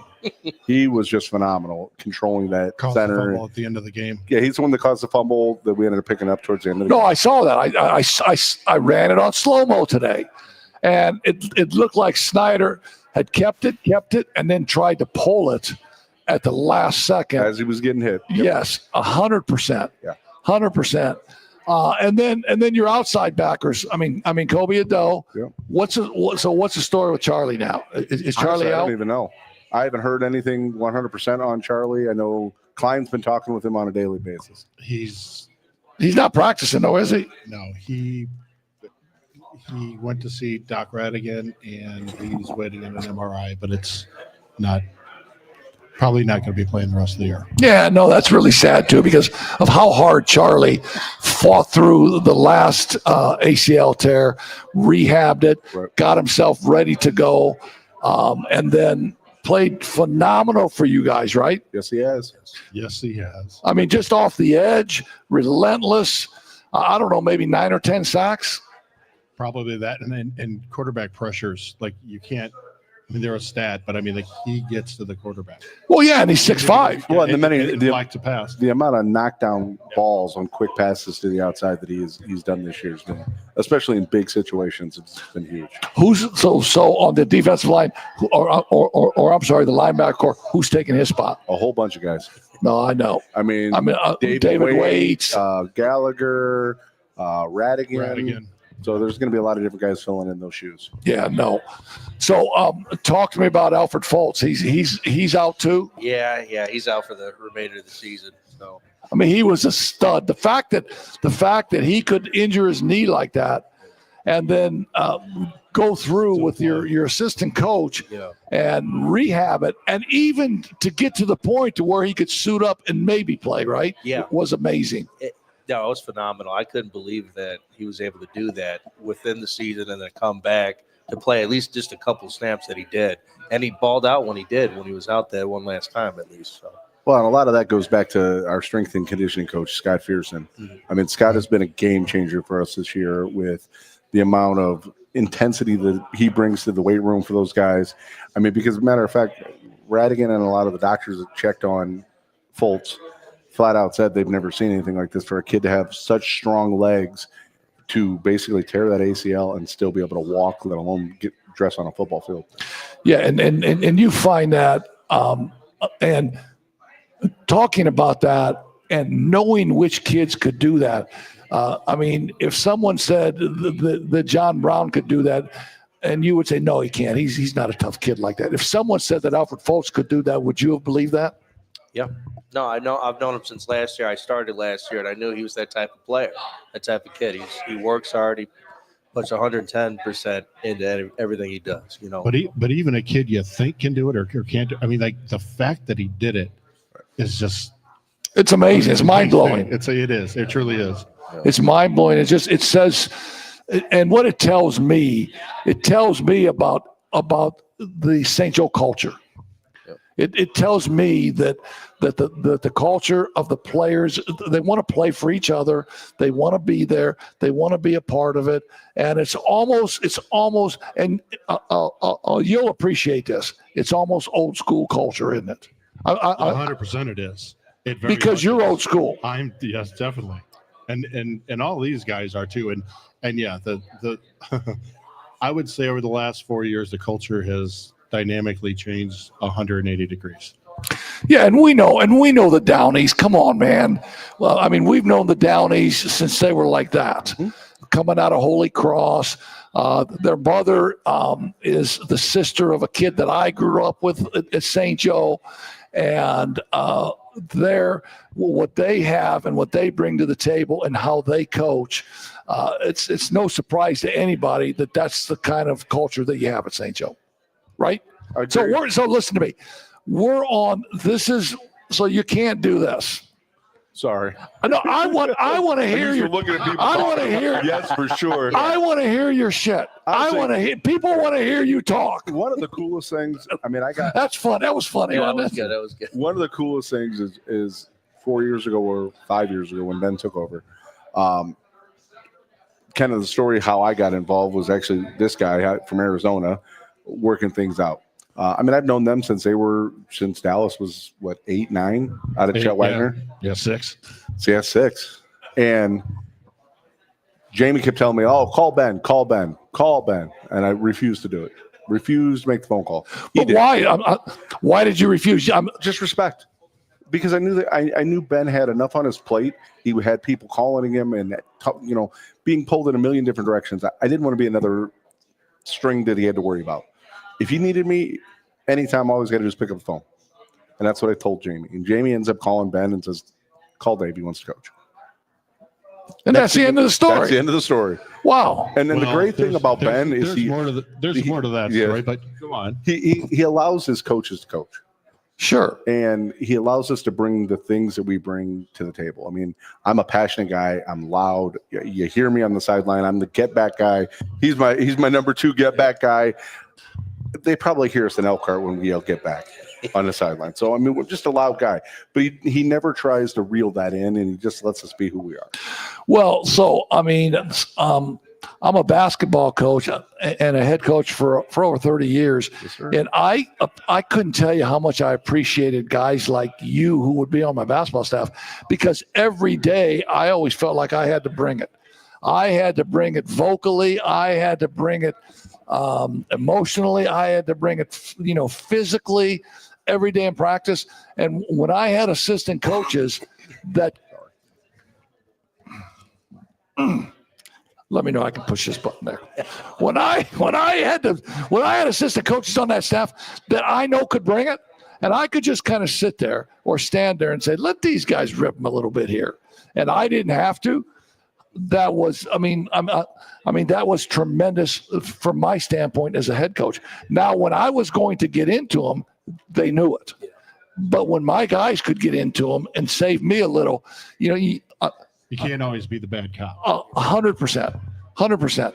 So obviously, with Ben letting you guys do what you do, I mean, what are your coaches' meetings like? Are they? I mean, do you guys get intense when you want to sell your point to coach in a scouting situation, or when you see something on film? I mean, do you stand up and say, "I want this. I want to do this"? They're not PG rated, I can assure you. No, not even close. So we have meetings almost on a daily basis.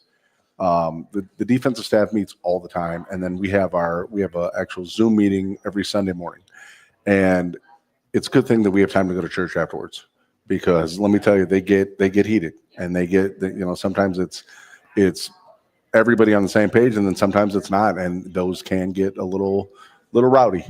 Yeah, that's what makes us good. I agree 100%. The conflict between the coaches, by the time we show up and install the game plan on Monday morning or Monday afternoon, like, everybody's on the same page, and the kids have no idea what just occurred the night before. Yeah, I mean, I never wanted yes guys. Hey, yeah, heck no. If you didn't believe in it, then I want you to tell me you didn't believe in it.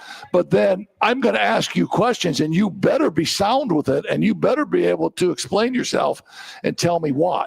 Yes, and if you can explain that, then cool. Then that's what we're going with. And it might be knocked down and drag out in the meetings, but when we walk out of this office, we're all on the same page, and that's how it's going to be. Absolutely, and that's no question. With the defensive stuff. There's just a lot of passion. I mean, there's a lot of guys on both sides of the ball that are just very passionate about it. So when those little conflicts or little disagreements come along, sometimes they get a little rowdy, sometimes they get a little loud, but most of the time it's respectful. And when it's not, like our defense coordinator, Brian, he'll step in and be like, "Hey, you guys got to calm down." And it's not ever mean-spirited. It's all just out of that passion, because we want to put together the best game plan we can, the easiest game plan, so that the kids can go out and play fast and do what they do with violence. Yeah, and when you think too much, you're always a step behind. Yeah, correct. Always a step behind when your players have the freedom just to go and, like you just said, be violent. Because that is, that's a real word in football.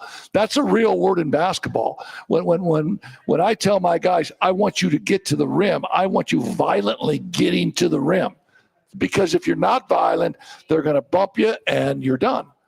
And when you can play like that, then on Monday through Thursday in practice that those guys are getting coached up, right? Yep. Absolutely. Good. What do you got on Hobart now? How good are they? They're good. They're a tough team. Okay, don't give me the Lou Holtz no, stuff. no. Listen. This isn't the Lou Holtz show. Nobody listens to this show. There ain't anybody. So see those people out there? They ain't listening to the show. Downey ain't here. I don't want to Lou Holtz stuff. They How are good's a Holbert? different team than what we've seen this year. In what way? They might not be the fastest group of guys. I mean, they've got some speed, but they're not overly fast. They're big, they're strong, and they move under their control. I mean, they've got a bunch of guys that are Gruey size across the board. I mean, they've got 6'5", 220 pounds. He's their H-back. They've got a tight end that's 6'3", 220. Several formations. Lots and lots of lot of plays out of a lot of formations, which makes our job a little tougher game planning for it. But Yeah, but St. Joe kids. I mean, St. Joe kids are not only athletic, but they think and they understand how to think through scenarios, right? Yes, sir. Yeah, we right, prepare- Coach. Yeah, no, I think we prepare them very well throughout the week, depending on as they have multiple formations, like Pluto was saying, but we prepare them so well that they could recognize what the formation we're going to go against. If you just got to execute at that point. That's all it is. Yep. Yeah, no, and as simple as you guys can make it. Like, here's the key. Watch this key. We're certain when this happens, this is going to happen because you guys have broken down so much. Yep. Right? I mean, breaking film down now. Back in the day, and Pat will tell you this. Back in the day, we're playing on a Friday night. Could be 15 inches of snow. We're on the road going out and getting film. Risking our life to get film, right? And our wives are saying, "Are you guys crazy?" And I'm saying, "Yeah, I am, honey. I'm a little bit crazy." But now, VHS days. But now it's just boom, huddle, huddle, and you got, whatever film you want, right? Huddle helps. YouTube helps. I mean, we have watched film. I don't know. I can personally say I think I've watched 8 of their games already. Yeah, that's amazing. And Pat was early in his career, he was a football coach in Plano, Texas. So you're talking about a guy where football was truly a way of life. And we talk about it all the time. In Plano, Texas, 20,000 people to a high school football game? Yeah, that's the real deal. Yes, that's the real deal. And with you guys, with you guys breaking it down, teaching it, and your players have that understanding that now we got to take this over to, the Friday night. That's phenomenal. Hey, Pat, why don't you take Coach's headset and talk a little football here for a minute? I'm a basketball slap. He's a guy in Texas.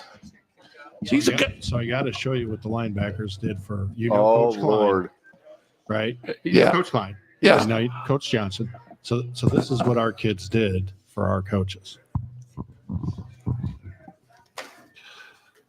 Hey, whoa! Hey, this is a PG show. Oh, okay. Show. Oh my, LB's forever. But the only thing, here's the only thing I don't like. Where's the Jordans? Where's the Jordans? Game day Jordans. Game day Jordans. No, I know, Pat. Talk about your preparation when you were coaching in Texas and what it was. And this is 25, 30 years ago. Right. It was in the 80s. But, one of the things I was going to mention, Kenny and I saw Hobart, 3 weeks ago when they played New Prairie. And, I was very impressed with them. I thought they were the best team that we had seen in the 4A, to that point that New Prairie had played and pretty well owned them. The Texas stuff, we would scout the same team like 3 or 4 times. So when it was your turn, then you would come back and you would stay up all night and get everything ready. And Saturday morning, you'd have it ready for them when they came back in, and then you went home, went to bed. Yeah, but on your scouting trips, you would fly, right?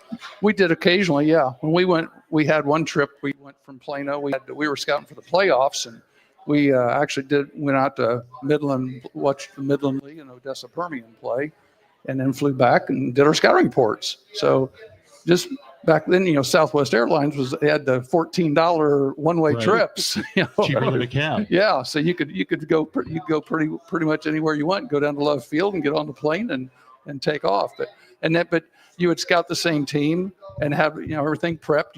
We had stopwatch for punts and snaps and everything like that, and formations. There were 3 of us.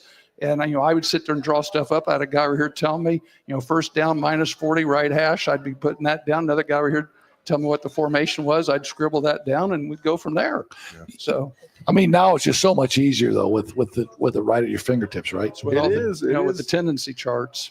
We started Friday night. Mm-hmm. Probably 45 minutes after the game, we were already watching film. Really? Yes. Oh, yeah. At a coach's house or the coach's office? Individually. Wow.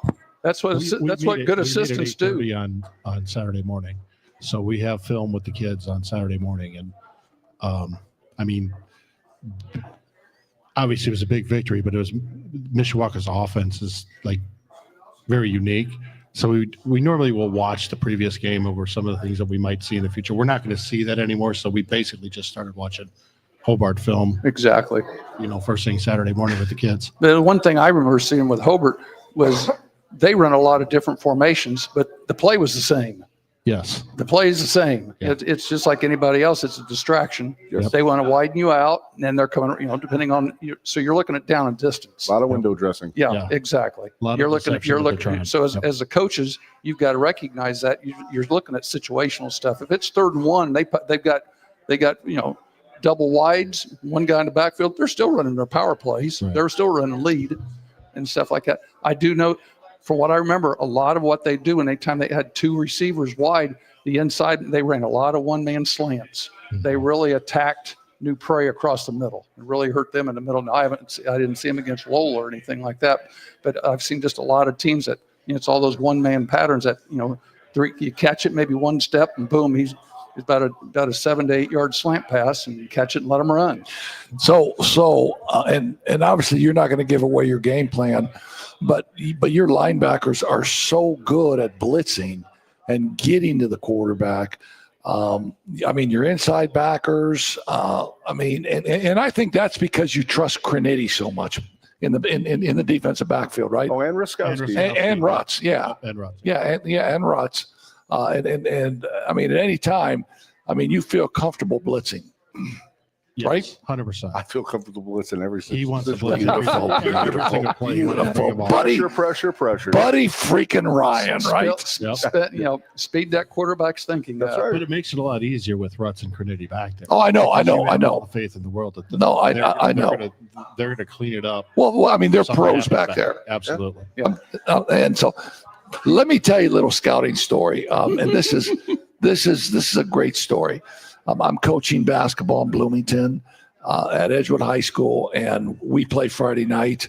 I got an assistant coach who's a younger kid, and we play our biggest rival Saturday night. And I say, listen, dude, I said, I don't want you coming to the game. I want you going to scout this game. I want you getting everything that you can get, and then you're going to meet me in my office on Saturday morning at 8 a.m. We're going to go over it. Okay, I got it, coach. I got it. I pull in about 7:30, 7:45. I see him staggering into the hallway. He's got the same clothes on he wore the night before. Reeks of smoke, reeks of alcohol, and has nothing in his hands. No manila folder, no scouting report, no nothing. I say, Mike. He said, Coach, before you say anything, it's right here. Points to his head. I said, Mike. I tackle him in the hallway. I'm sitting on him, getting ready to bang his head into the ground. Biggest scouting of the year. The most intelligent kid I ever saw. Got him on the board, drew it all up. Didn't even have it written down. The assistant provost at Washington State University. That's what he went on to be.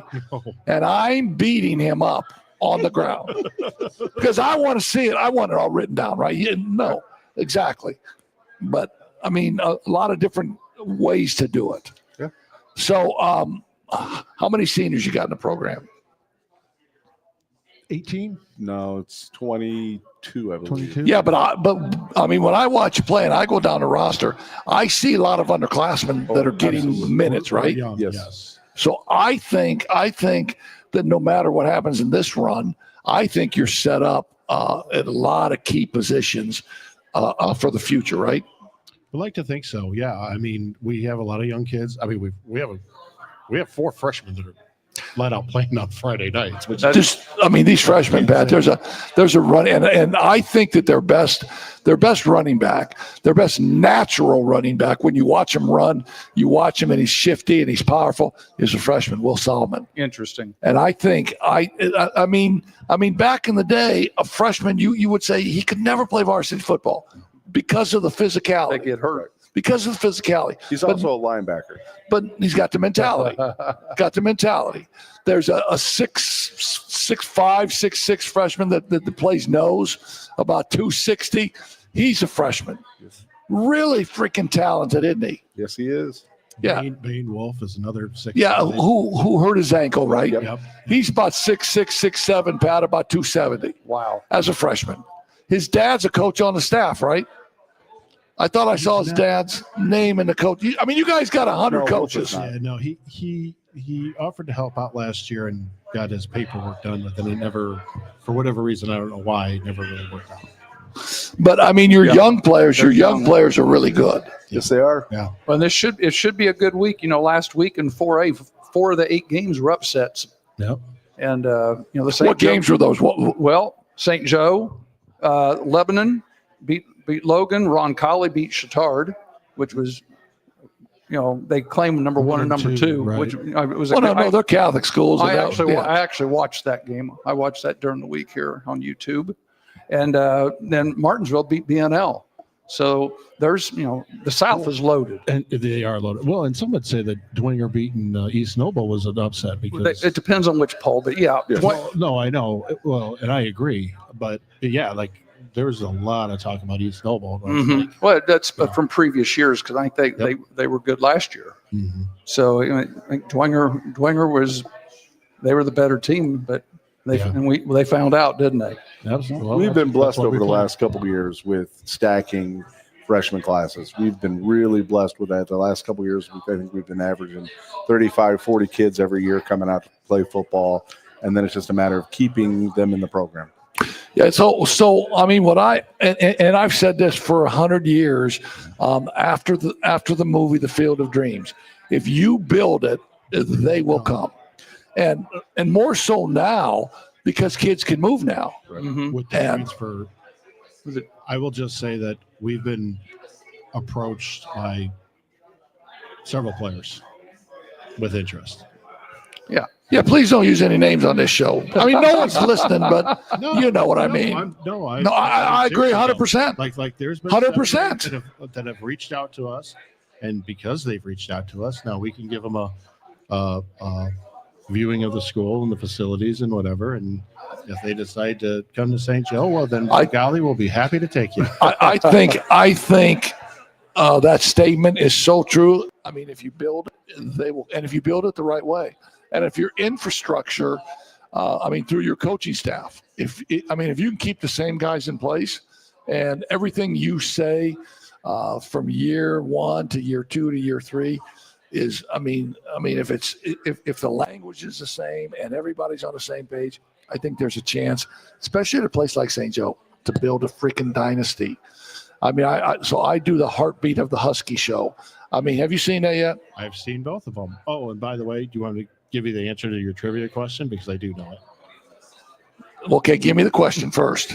Which two coaches played on the 95 football Of team? course you would know this. It's Reardon and Downey, but yes. Yeah, okay, give me the first. Nobody's listening. Nobody's going to. Give me the. No one's listening. Are you kidding me? My wife's got it on. My wife's got it on while she's got Hallmark on. Okay, but okay, give me the answer to the first week's trivia. I have to remember it. Well, no, I'm going to give you the question right now.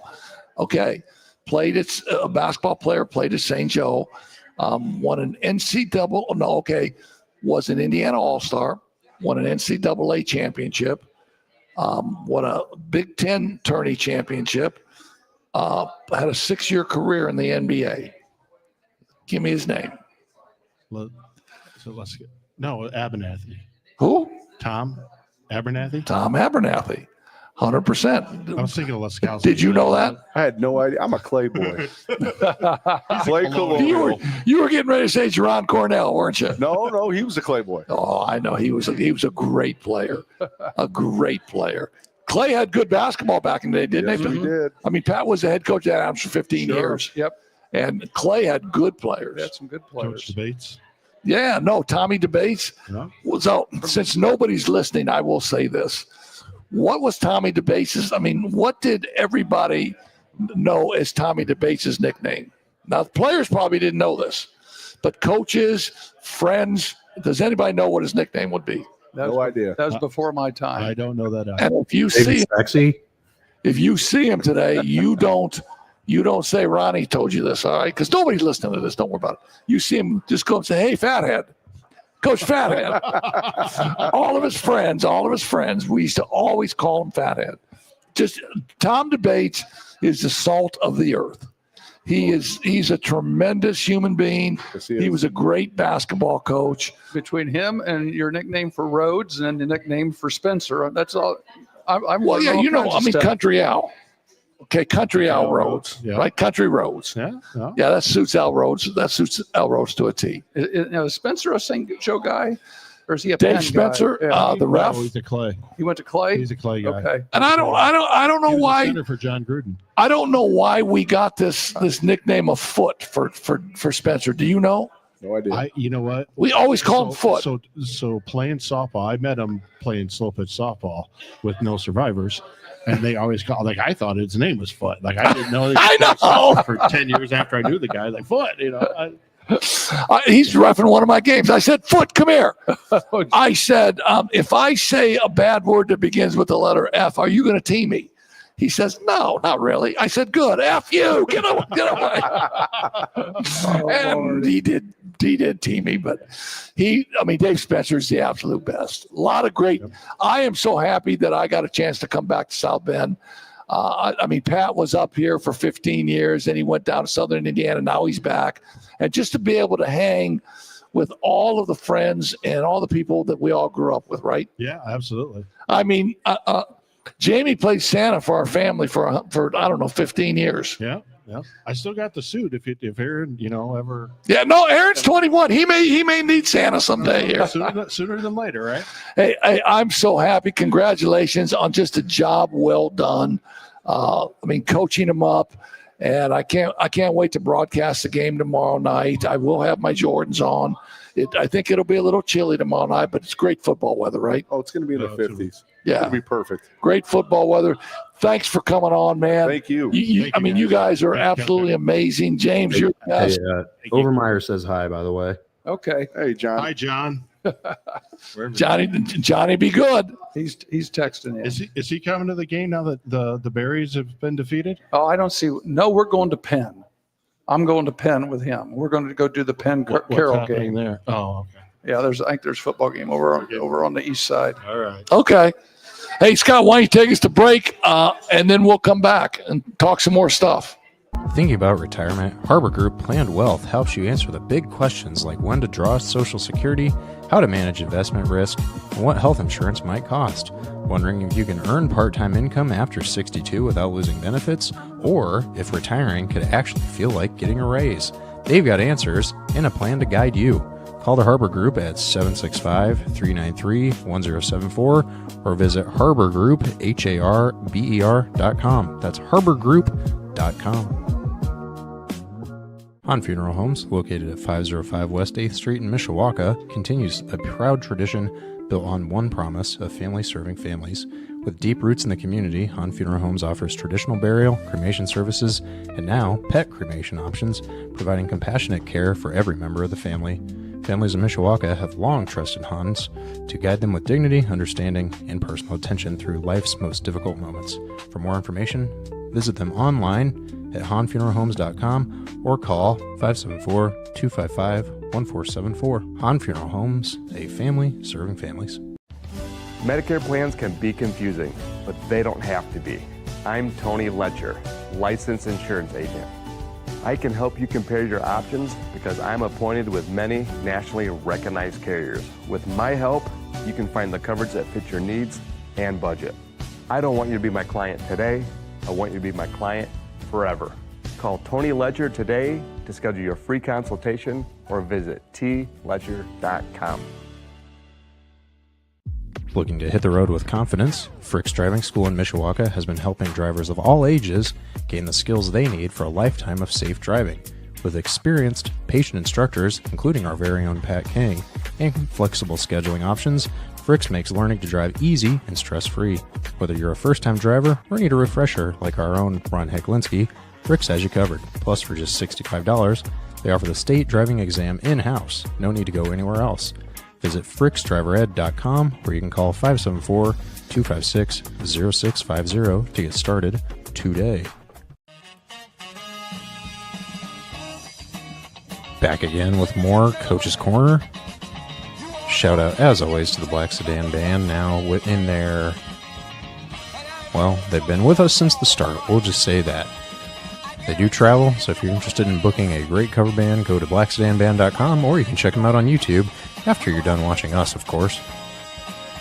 Now here's more Heck and King. Man, do I love talking to high school coaches. You're good at it. High school coaches I that just have got out of the passion. way. Oh, no, that was fun. That have passion and get after it and coach them up. And that's right up your alley because of your football expertise. Oh, yeah. In Texas. All the behind the scenes stuff. That's that's one of the things I enjoyed doing. Ask my wife, breaking films down, sitting there watching films at midnight and 1 and 2 in the morning. She'll come downstairs. Are you still down here? Yep. She says, it's not going to make any difference. I said, I know it, but it make me feel better. No, and I mean, the reality of it honestly is it makes a ton of difference. Sure. Yeah, when you can identify a tendency, right? Mm-hmm. And you can then coach your kids up with that tendency, it makes a ton of difference. Hey, college football playoffs, man. Sure. College football playoffs. Things have changed. Some breaking news real quick. Breaking news. Shohei wins the NL MVP and Aaron Judge wins the AL MVP. I saw that. So Aaron Judge beat the dumper, huh? Cal Raleigh. That's kind of surprising to me because I thought Cal Raleigh had obviously he had a great year. Very good year. Like the best hitting season for catcher ever. No, Seattle's catcher. Yeah, I thought he had a great year, and to say that, he hit the most home runs ever for a catcher. So to be able to give it to Aaron Judge, and Aaron Judge obviously deserves it too, right? Yeah, without question. Yeah. All right, hey, so the number ones, Ohio State number one, obviously their dominating performance, but number 2 and number 3 might at some point in time change a little bit. Indiana still hangs on to the number 2 seed, and although IU didn't really play that well against Penn State. No. They escaped. Wins on just a great individual effort on the catch, 27-24. Should have lost. 100%. I mean, let's be real here. They should have lost. And Penn State lost 5 games in a row prior to that game. They're figuring out new ways to lose, aren't they? Yeah. So, but James Franklin, and a lot of people thought that James Franklin was a problem, but it turns out they just can't win these games. They just can't win. Yeah, and a couple weeks before they play in Iowa City and sneak out of that game with a 5-point win at the end, but they still hang on to the number 2 seed, Texas A&M, who's by the way really good. Yes, and well coached. Mike Alco is a great coach. And watch out for Marcel Reed for the Heisman too. You're right. Yeah. You're right. A great receiver. They hold on to number 3, and Alabama, who at the beginning of the season, remember we were going to run Coach DeBoer out of town, right? That's how much we know. And in Tuscaloosa they were. Yeah, and he brought that team along. They hold on to number 4. All right. No, we've still got some games ahead of us, including this weekend that are huge one this weekend. Movement games, that's for sure. Yeah, and so 5 would be Georgia, 6 would be Texas Tech, 7 would be Ole Miss, and 8 would be Oregon. Okay, which those 4 will secure home games. Correct. BYU right now would be at Georgia, unless South Florida wins their league. Right. Oklahoma would be at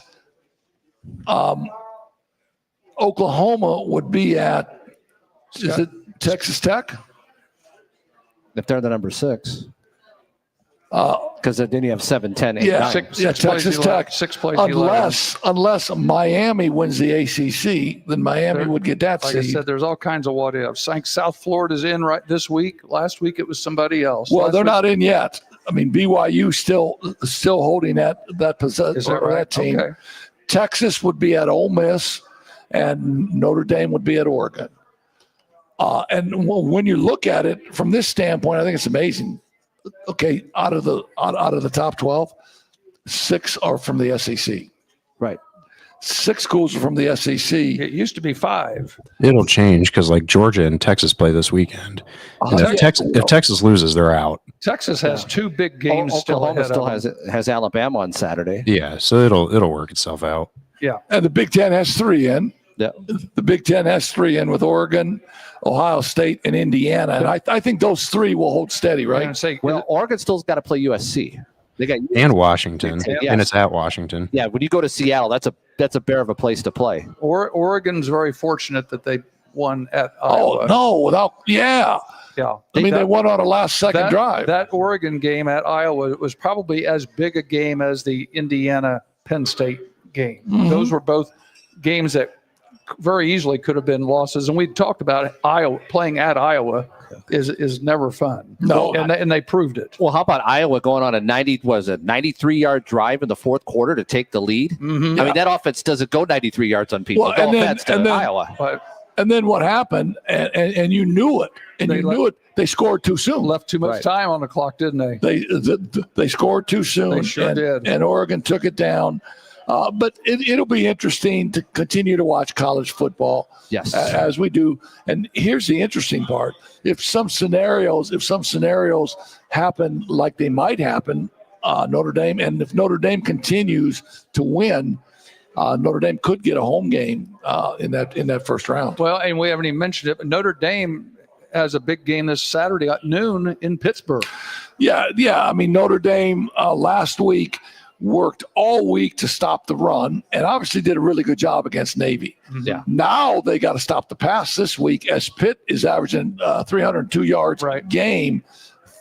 I mean, through the air. Well, and it's interesting. I talked to Bennett Wise because we were trying to get Bennett to come in tonight, and they're already on their way to Pittsburgh to cover the game. I said, here's something that you probably haven't even thought about, but they always complain about the field, Heinz Field there at Pittsburgh. The Steelers play there. Pitt plays there. They have high school games there on Friday nights. So, and it's grass. And this time of year in November, as you well know, grass isn't growing a whole lot right now in our parts of the country. Right. And that field just gets beat up. And every week you hear that the pros are always complaining about how bad that field is. You see players changing cleats. They're doing this, that, and the other. Their feet go out from under them. You see people slipping. The turf kicks out from under them. So I told Bennett, I said, that might be one of these underlying topics that no one's thought about, that you as a number 2 reporter might get involved with and give you something to look into here. They need to give Bennett a vote for the AP poll. Yeah. How do we petition to get him a vote for the AP Bennett? poll? I don't know. We'd have to take it from somebody else. Yeah. You can't take it from Pete. I don't know. But anyways, I was talking to Bennett about the field conditions. That's something you don't even really think about.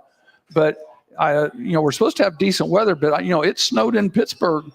Now do they have the field covered? Probably not. Right. Have they had a game there? Do they have Friday night ball games there tomorrow? Yeah, I'm sure they had it covered all week. To be honest with you, with the tarp on. Yeah. Well, one thing to keep an eye on, you're mentioning, Heck, about how Pitt's able to throw the ball. They're also susceptible to turnovers. And that's one thing that if Notre Dame's able to turn them over on Saturday and take advantage of that, Pitt can't win if they're turning it over 2 or 3 times. They're going to have to play probably as close to close to perfect, I think, as possible to pull off the upset. Without question, high school football, man. Give me some high school football stuff. I was just getting ready to tell you all the important games for the all right, college. go ahead. No, I was just mentioning go ahead. South Florida Navy. Okay, you're going to sit there and tell me you don't care. You mentioned Oklahoma, I Alabama. do care because I think Navy's pretty good. I know. Oklahoma, Alabama. Scott mentioned that. NC State and Miami. We mentioned Miami needs to keep winning. NC State is going to be a pain in the neck for them. Boston College, how can they play against Georgia Tech? I thought you were going to say Boston College plays St. Joe this week. No. I don't think they can beat anybody. Yeah. I think this NC State-Miami game has the potential to be an upset for NC State. Yeah. I think they can get them. Iowa plays in Los Angeles against Southern Cal. Somebody mentioned if that game was in Iowa, can Southern Cal travel and play in cold weather? Don't have to worry about it. Can Iowa go play in warm weather? Well, they're talking rain on Saturday night in Los Angeles for that game. And if that's the case, that's going to really be to Iowa's advantage. You would think so. Yeah, with the ground game they have. We'll talk. Let's mention some of the high school stuff. We had the guys in here from St. Joe, and I mentioned to them the 4A was probably the most volatile of the divisions last week. They had what we would consider upsets in 4A. We mentioned, St. Joe beat Mishawaka, which, let's face it, that was a surprise. Well, not to them, right? Not to them. Yeah. And that's the reason they played the game. Dwenger beat number 1 East Noble. Yorktown beat Pendleton. And Roncalli beat Chittard, which was a big game in Indianapolis. The 6A games, Penn beating Crown Point was an upset. Crown Point was supposed to be the best team around here, and everybody had them going back down to Indianapolis this year. Not going to happen. Westfield beat Carmel. Everybody was talking about how good Carmel was this year. And so and Westfield's in the north. So the winner of the Penn-Carroll game will play the winner of Fishers and Westfield next week. The 5A was pretty well status quo. You've got Michigan City, Merrillville, Concord, Lafayette, Jeff up here. The big game will be New Pal down at East Central, which is down in the Cincinnati area. The 3A, there was only one upset up here in our area. Knox is still the best team in the north. In 2A, until somebody beats Andrean, they're the best team in 2A in the north. LaVille's kind of a surprise here in 1A. LaVille is still playing. They've got to play Pioneer, and Pioneer's really good this year. Real quick on Knox, I saw before I came in tonight that Miles McLaughlin had a visit with the Ball State coach today. And that's interesting that things are starting to play out for him. But when we talked about that, that a month ago he really didn't have any offers. And he's the best, the leading rusher in the history of Indiana, all this stuff. Okay, but yet he doesn't have any D1 offers. Is that because of he's the leading rusher of all time everywhere in the history of football because of how Russ Radke has set that up for him? He's a quarterback. There's 10 blockers. He's not a halfback where there's 9 blockers. And Russ, as we know, is a revolutionary, great coach, great football mind. Coaches his talent. And is that because the Miles McLaughlin is truly the best running back of all time, or because he's in a system and he's in 3A, or would Miles McLaughlin do the same thing in 6A? It's a question for you. Good question. Ponder it. Ponder it, Mr. New Carlisle. Ponder it. He would be fine in 6A. The difference is there'd be other people around him to support him. And that's why he's being recruited by Western Michigan, Central Michigan, and Ball State instead of Purdue, IU, or Notre Dame. Sure. Now, if they win this week, they're more than likely probably Bishop Lures in the semi-state, either Lures or Twin Lakes. I believe so. So the fact of the matter is that the measurables do matter, and the 40-yard times do matter. Yeah. Is he fast enough? Is he quick enough?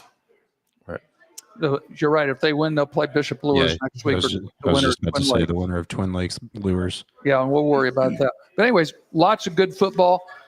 Kenny and I will be over at Penn tomorrow night for the 6A game with Penn and Fort Wayne Carroll. You're going to be at St. Joe. Of course I want to be at St. Joe. St. Joe Hobart. You've got the St. Joe Hobart game at the 4A level. So we've got all that taken care of. How about the Chi-Town Bears? Well, give me something for the Chi-Town Bears. It's good to be a Hecklinski right now. The Bears are in Starting first place. Starting at forward, number 42, 6'5" from South Bend, Indiana, Ronnie Hecklinski. Oh, Lord. Starting at forward, 6'5" for the Anderson Indians, He doesn't need an agent. Pat King. He doesn't need an agent. Hey, There we go, man. We're going to The Bears. The Bears are in first place. The Bears, the They're Packers tied are for in third. first. The Bears and the Lions are in a tie for first. My brother Booty Hecklinski is up in heaven Sure cheering he them is. on. Sure he is. And hey, we got the Vikings. We got mentioned the Vikings this mentioned week. It's good to be from Indiana right now with all the good things. Yeah, go ahead, talk about that. The Colts are in first place. The Bears are in first place. You know, IU basketball is doing well. IU football, Purdue basketball. It's good to be from South Bend too. Do Who we else? need to hire a full-time soundboard operator? Talk about your Indiana Pacers. Oh, the Pacers. The Pacers they need a mash group. The Pacers are 1-10. Yeah, they. Well, it doesn't help when your best player's going to be out for the whole It season. doesn't either. matter. It doesn't matter. It doesn't matter. I don't want to hear They're it. signing guys out of the G League right now. The Bulls started out 6-1. Water goes to its level. They're now 6-5. So They're there still you go. above 500. No, South Bend is a great place to be. We have great athletics. We have great sports. We have Notre Dame. We have St. Joe. We have a lot of things rolling. We got the mayor from New Carlisle sitting with us, Kenny Peterson, the Italian Stallion.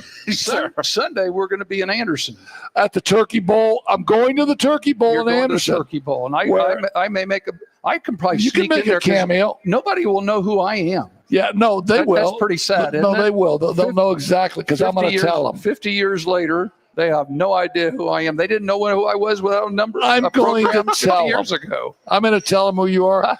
The Turkey Bowl, one of my great players, Troy Taylor, puts it together every year. They raise money to feed the homeless. They're going to have a game between the old timers of Highland High School and the old timers of the Anderson Indians. If anybody knows rivalries, Highland and Anderson was just a kick butt rivalry. And if anybody knows how those turned out, Anderson won about 90% of those, man. I'm going to say bada bing, bada bing. Love everybody. Thanks for tuning into our show tonight. Kenny, thanks for coming over. The Italian Stallion, the great Pat King. We're good. And St. Joe coaches on us. Scott, thanks for turning the dials, man. See y'all next week. See you next week. All right.